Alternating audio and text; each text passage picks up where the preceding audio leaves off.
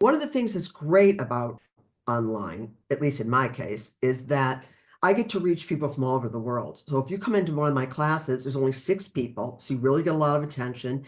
And I was laughing. One class, I had someone from England, someone from Scotland, someone from Ireland, someone from France, someone from Switzerland. I mean, it was so it was like it was like the United Nations.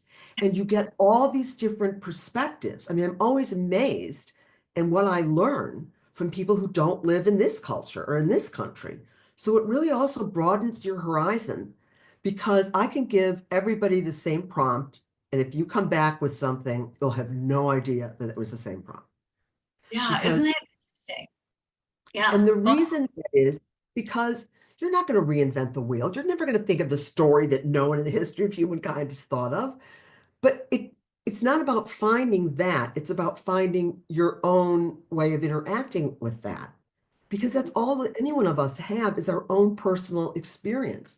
What makes if we're all going to write something about our biographies or whatever, our autobiographies, they're not going to sound the same. It's going to have your voice.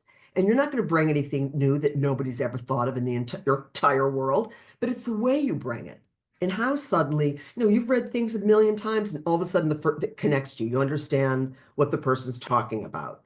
I mean, our our value comes in being unique and not having to be like someone else. I think it was Denzel Washington said something like, "Don't worry about what people are thinking about you because they're not thinking about you."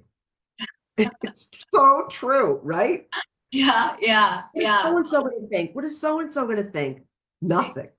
Right, right. Exactly, exactly.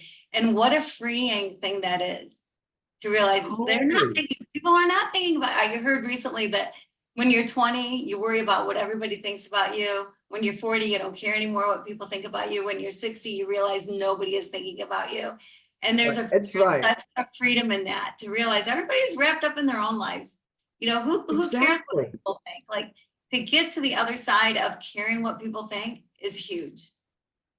Oh my God. I think it's like literally the life struggle of people is getting to the other side of that. And you think, we're sitting here talking about it and it sounds so easy. Yeah, try and do it. I mean, it's just, I Right. don't know. I mean, it's like baked into us to be worried about what people think. It My is. mother would always say that. She would always say that. I don't know if other mothers did it.